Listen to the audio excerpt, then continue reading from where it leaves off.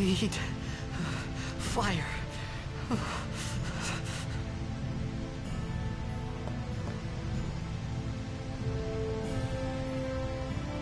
Caveman, no fire.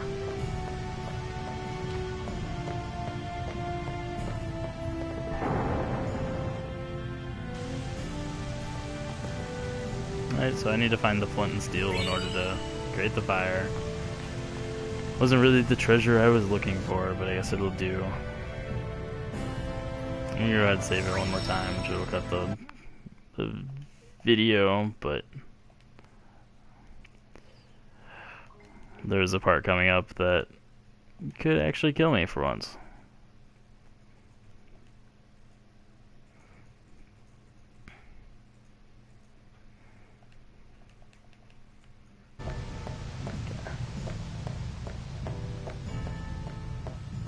I'm gonna sometimes attempt to skip unnecessary saves for it, just to kind of save some time.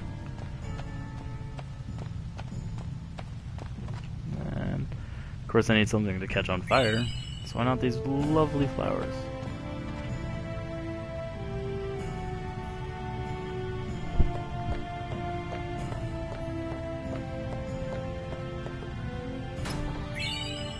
And get another high potion, which is sort of unnecessary, really, in the grand scheme of things. They're definitely not hard to come by, healing items in general in this game. You either find them or just earn easily enough money.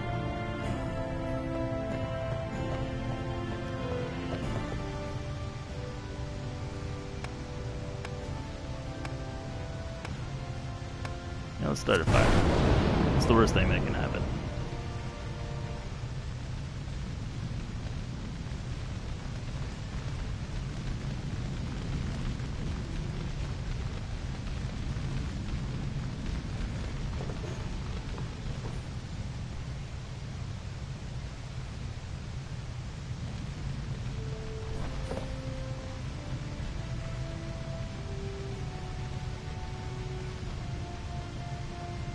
I mean, I've been attacked at every turn of this adventure, but you know, let's just lay here, I need food. wide open. Guy acts like he's never had to survive before. What do you want? It was a bad call. Your team lost because of you. You came to say that? It's been 10 years. I thought you'd be crying. Who, me? You cried.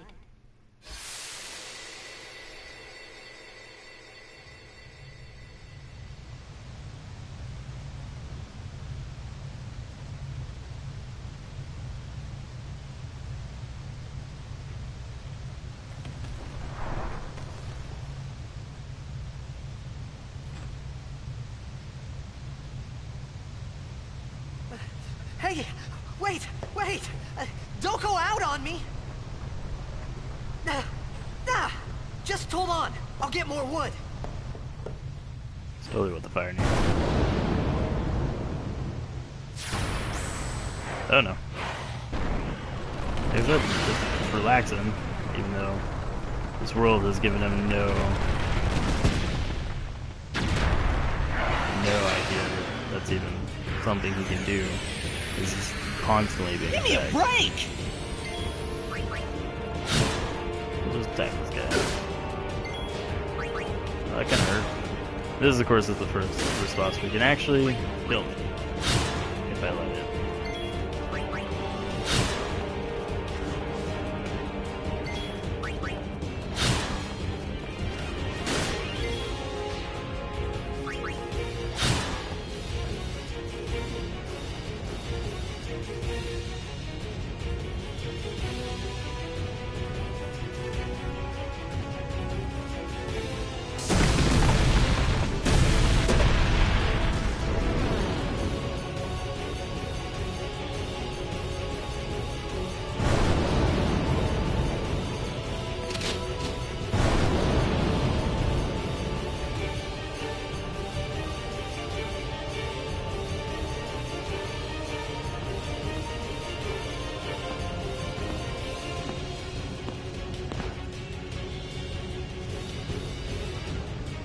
Oh, hey, I get a helper.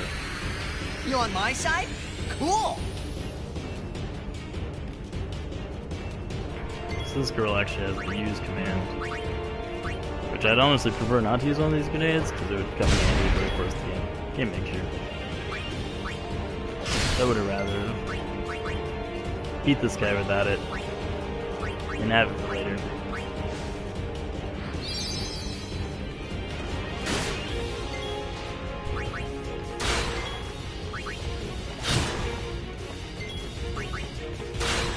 One cool thing, as you see, my main character's overdrive limit is coming up.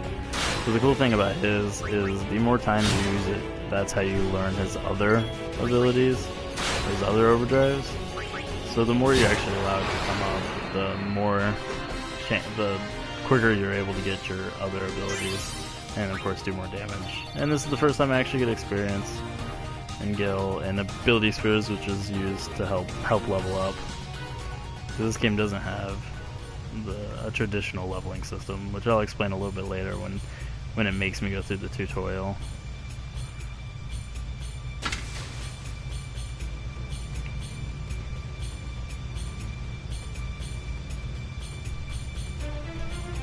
Phew. That was close.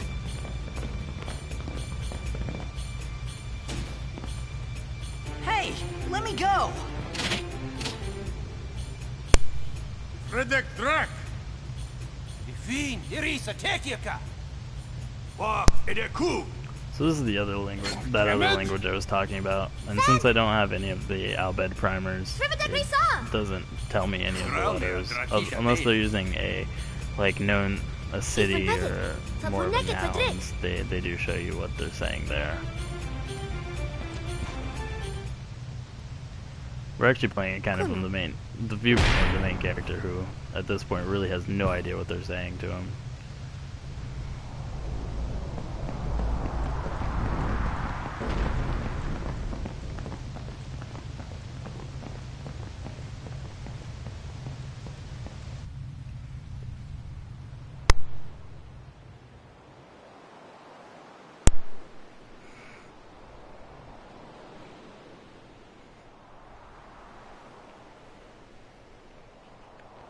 Like many times in this game, the scenery, of course, changes as I'm dragged onto a ship. So I'm not completely thrust into a unadvanced world. See, they have guns. Well, I have one of those. That hurts. Seems like it'd be easier to just bash those enemies. Whoa. Okay.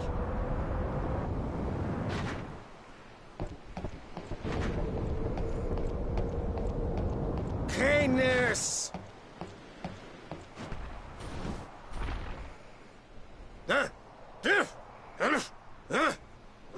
Right, whatever.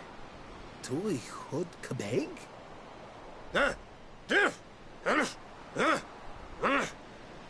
I said I don't understand. Rakomala! Fed! He said you can stay if you make yourself useful. You understand me? All right, I'll work. Kind of begs the question why they just knocked him out instead of, having this conversation earlier. Oh, almost forgot. So this is the tutorial on the leveling system that it makes me go through. So you use these sphere grids, and you gain sphere levels instead of being a specific level like 1 through 99 like most games. You gain levels and you use them to move through the sphere grid and activate these spheres in order to gain higher strength, defense, or other abilities. So this is showing me to move forward and then be able to get this ability. And that's what I get those spheres from the battles for. So that ability sphere, of course, correlates to learning an ability. Power sphere is gaining more strength, or even like defense and things like that, where mana is like magic defense, and speed is agility and evasion.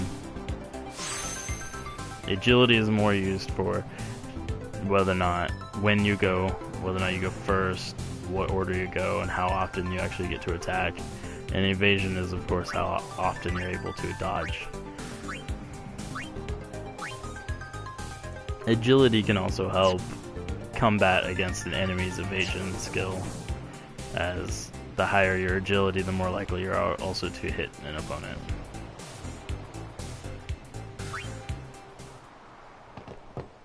Okay, so before I forget, I'm actually going to grab this. Right here, this is an Albed primer. This is the things that allow you to learn their language. You find them on the ground, primarily. There's a couple of them given to you. And this is telling me y equals a.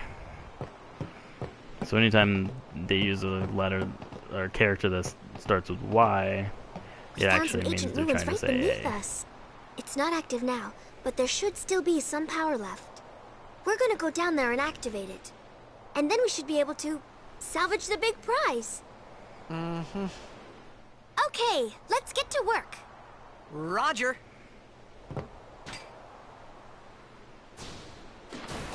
Last time I dived into water here, I almost got eaten by a giant fish. So hey, let's do it again. It's the worst thing that could happen.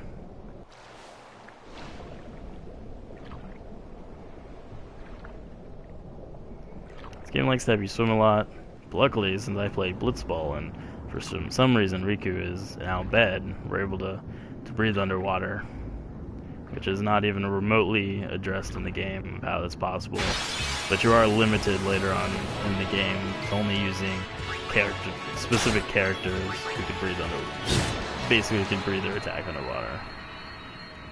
And the 3 characters that they can do this are these 2, and then a character named Waka, which is another Blitzball player, which we'll meet shortly after this part of the game.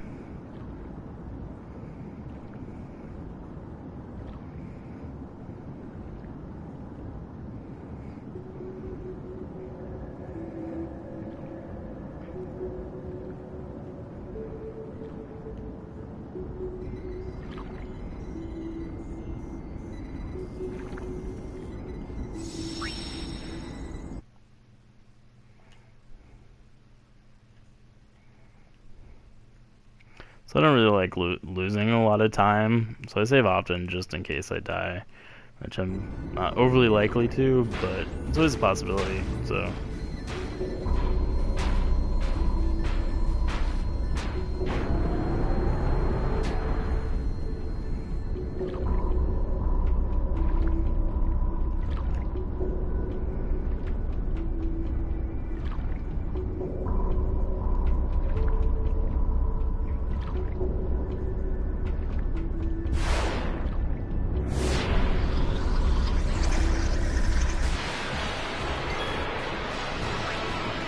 We still don't know her name, but I mean that was a bad example that she crit. But I was gonna say how she doesn't really do a whole lot of physical attack. That's because she has the ability to steal and use abilities, which sometimes can actually allow her to do a lot more damage than anybody else. But she's of course the thief of the game, so stealing is one of her primary abilities.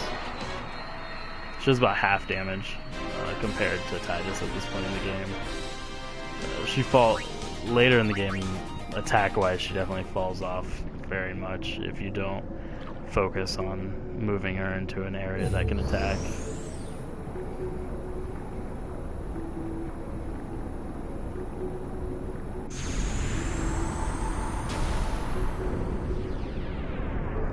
She's also the first and last. I guess Arn technically would have been the first, but she's the last companion you recruit on your team, and you'll see why in a little bit here.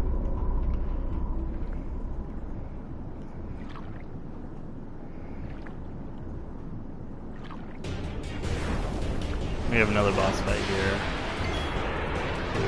who plays a little trickier than normal fights. We can steal another grenade.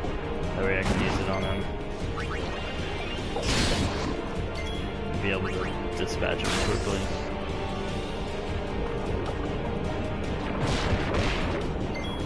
I'm not going to use the grenade right away because he does something here in just a moment. He floats away And of course, since I have swords and nothing like a gun, I have to use things like grenades to be able to hit him. But it does allow me to do these trigger commands if I don't have anything I can use, in order to gain a little bit of hit points back. The trigger commands can be used later in the game as well, to do different things based on the fight at hand. I'm gonna heal up so that she doesn't die. I can do attack him from behind, which automatically crits. Or it doesn't. Should automatically crit him. I don't know what they were thinking by programming him to turn away from you. Stand corrected, it does not automatically crit when I'm not looking at you. I just got lucky.